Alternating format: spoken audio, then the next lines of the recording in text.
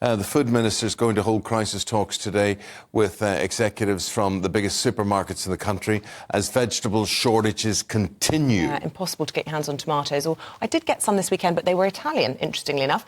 Cucumbers and broccoli already in short supply, and now warnings about apples and carrots to add to the growing list. OK, well, here to tell us more about what's going on is the partner, David Catt Sons, a wholesale food supplier. David Catt there himself. David, how bad is it? The supplies are tight. Been exacerbated by the way the supermarkets do their business, but we've had plenty of produce. None of our shops have been short of produce. They've been expensive because supply and demand has pushed the market price up. But if you're prepared to pay the money, then you can get the produce. So it's been tricky, but you've got to be ahead of the game. We've had 5 or 6 pallets of produce in from Spain this morning: tomatoes, peppers, cucumbers, courgettes. We're a little bit more nimble on our feet than the supermarkets are. For quite a few years. How has your business, how has that whole marketplace changed over those years as to who were your suppliers and who now are your suppliers? Well, I've been doing this farming here for 50 years and wholesaling for 47 through necessity. And I feel over the last 30 or 40 years the supermarkets have been allowed to rule the roost. I can't hear. Sorry? Can you hear me? David, yes. I've been allowed to... Sorry? You carry on. Yeah, I've been allowed to rule the roost for too long, and we've got no food policy in this country. At the moment, growers are packing up. The cost of production has shot through the roof. Apple growers in the area are all pulling the apples out. I know vegetable growers are packing up. They can't get the labour, and they can't sell the produce for enough money. And the cost of doing it now is now making the growers think very carefully about how much they spend on producing products when they haven't got a guaranteed price at the end of it.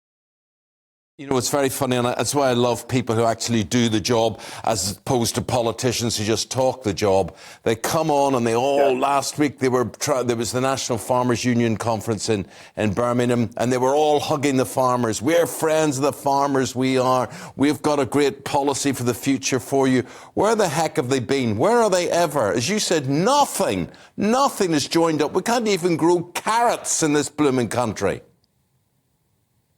It's quite incredible. We just haven't got a food policy here any longer.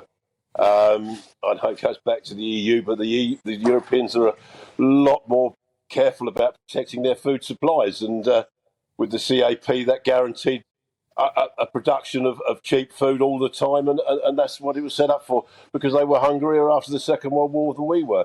And the problem we've got now is these shortages are going to be more and more prevalent, because 2022 was the most difficult year for growing produce that I've ever known in the 50 years I've been doing it. And that's only going to happen more and more often. We're going to get these climate swings because this shortage now is caused by a cold spell in southern Europe and North Africa. Yeah. We're going to get dry summers. It's going to get worse. Listen, I just wanted to ask you about, we're talking about suppliers. You're there in Kent, right? Recently, I was in Guernsey. And Guernsey and Jersey used to grow tomatoes. Apparently they don't to any significant degree anymore. Are you aware of that? Yeah, that's right. Well, I can remember buying Guernsey and Jersey tomatoes. Also, Isle of Wight tomatoes. They were a big thing back in the 70s and 80s. All gone. The mushroom growers, all their mushrooms have to come from Poland now, because the English growers have gone out of business. They've had no support from the government. It's just been left to the supermarkets to dictate what they buy and sell and grow. And it's quite frightening, really.